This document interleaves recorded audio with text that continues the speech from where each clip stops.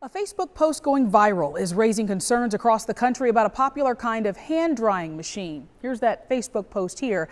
The health warning coming during the height of one of the worst flu seasons in years. Our Adam Weiner joins us now with more on the post and what you need to know to protect yourself.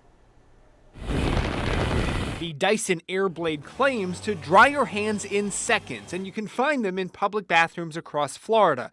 But after seeing this Facebook post, many are asking if it's hygienic. The picture comes from a woman in California who claims she held a petri dish up to one of these air dryers, and 2 days later, voila, a gross-looking collection of fungi and bacteria. She goes on to call for outlawing all hand dryers, and her post has been shared nearly 500,000 times this past week. But that's misleading.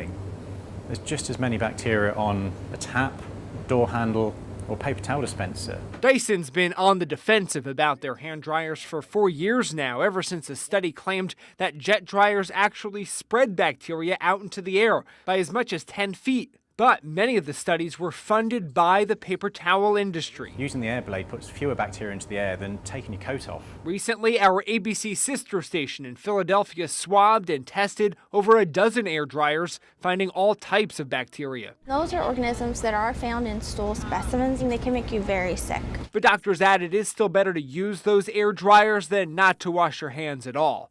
I'm Adam Weiner for ABC Action News.